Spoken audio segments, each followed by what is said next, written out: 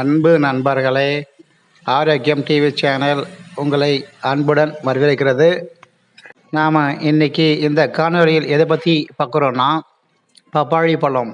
இந்த பப்பாளி பழத்துடைய வரலாறு, நன்மைகள், சத்து வகைகள் மற்றும் இந்த பப்பாளி பழத்துடைய பக்க விளைவுகள் பற்றி பார்க்கலாம் வாங்க. இந்த பப்பாளி மரங்கள் குறிப்பாக வெப்பமண்டல பகுதிகளில் தெற்கு மெக்சிகோ, மத்திய அமெரிக்கா மற்றும் வடக்கு தென் அமெரிக்காவில் பயிரிடப்படுகிறது. பப்பாளி இப்போது மேற்கிந்திய தீவுகள், ஆப்பிரிக்கா, ஆஸ்திரேலியா, தென் அமெரிக்கா உள்ளிட்ட பல நாடுகளில் பயிரிடப்படுகிறது. பப்பாளி ஒரு சிறிய மரம் 5 முதல் 10 மீட்டர் உயரம் வரை வளரக்கூடியது. இது சுழல் முறையில் அமைத்த இலைகளுடன் இருக்கும். பப்பாளி பழம் பிப்ரவரி, மார்ச் மாதங்கள் மற்றும் மே முதல் அக்டோபர் வரையிலான மாதங்களில் விளைகிறது. இந்த பப்பாளி பழத்திற்கு கேரிக்கா பப்பாயா என்று தாவர பெயரை கொண்டது. இந்த பப்பாளி பழத்துடைய பயன்பாடுகளை பற்றி பார்ப்போம் வாங்க. பப்பாளி இறைச்சியை மென்மையாக்க, அதாவது காயங்களை குணப்படுத்தவும், செரிமானத்தை மேம்படுத்த மற்றும் பல மருத்துவ குணங்களை கொண்டுள்ளது. குறிப்பாக செரிமானம் மேம்படுத்துதல். பப்பாளியில் உள்ள பாப்பாயின் என்ற நொதி செரிமானத்திற்கு உதவுகிறது. வயிறு உப்புசம் மற்றும் மலச்சிக்கல் போன்ற பிரச்சனைகளில் இருந்து நிவாரணம் அளிக்கிறது. சருமத்தை பளபளப்பாக செய்வதற்கும் பயன்படுகிறது. விட்டமின் ஏ மற்றும் சி சருமத்தை பளபளப்பாக செய்து முதிர்வதை தடுக்கிறது. மேலும் இதய ஆரோக்கியத்துக்கு பயன்படுகிறது. பப்பாளியில் உள்ள பொட்டாசியம் மற்றும் நார்ச்சத்து இதய நோய்கள் வராமல் தடுக்க உதவுகிறது. கண் பார்வை மேம்படுத்துதல். விட்டமின் ஏ இதில் அதிகமாக காணப்படுவதால் கண் பார்வையை மேம்படுத்துகிறது. இந்த பப்பாளி பழத்தில் விட்டமின் சி மற்றும் ஆன்டி ஆக்சிடென்ட்டுகள் நோய் எதிர்ப்பு தொற்றுகள் இருந்து நம் உடலை பாதுகாக்கிறது. இத்தகைய பப்பாளியை காலை உணவாகவோ அல்லது வெறும் வயிற்றில் சாப்பிடுவதன் மூலம் செரிமான அமைப்பு சீராக இருக்கும். பப்பாளியை சாலட், ஜூஸ், ஸ்மூத்தி போன்ற பல வழிகளில் சேர்த்து சாப்பிடலாம்.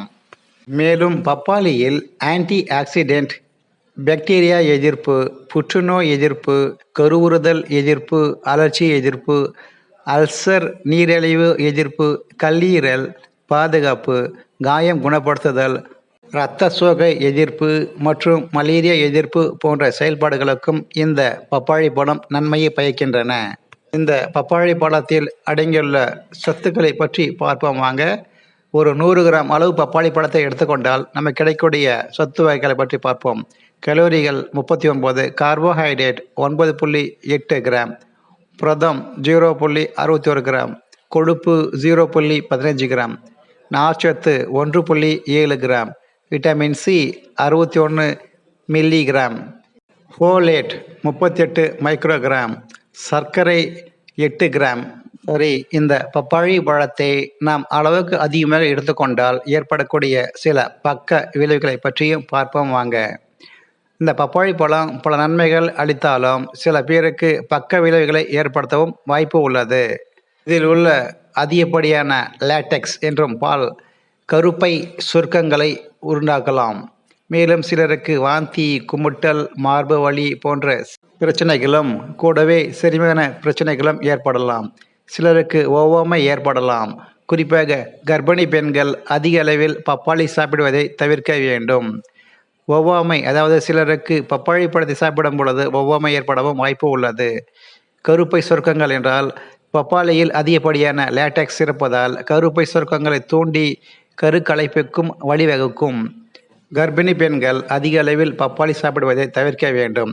ஏனெனில் பப்பாளி கரு விஷம் அல்லது பிறப்பு குறைபாடுகளுக்கு வழிவகுக்கும். சிறுநீர் பிரச்சனைகளையும் ஏற்படலாம். பப்பாளியில் அதிக அளவு விட்டமின் சி உள்ளதால் ஏற்கனவே சிறுநீரக கற்கள் பிரச்சனையால் பாதிக்கப்பட்டவர்கள் பப்பாளி சாப்பிடுவதை தவிர்ப்பது நல்லதாகும். பைமோட் இது ஆன்லைனில் பொருளை வாங்கும் ஒரு ஆப் ஆகும். இந்த ஆப்பை பயன்படுத்தி தங்களுடைய வீடுகளுக்கு வேண்டிய மளிகை பொருட்களை ஆர்டர் செய்து பெற்றுக்கொள்ளலாம். மேலும் இந்த சேனலுக்கு நீங்கள் புதிய நபராக இருந்தால் சப்ஸ்கிரைப் பண்ணுங்கள், ஷேர் பண்ணுங்கள், கமெண்ட்ஸ் பண்ணுங்கள். மேலும் இந்த காணொலியை முழுமையாக பார்த்த அனைவருக்கும் நன்றிங்க.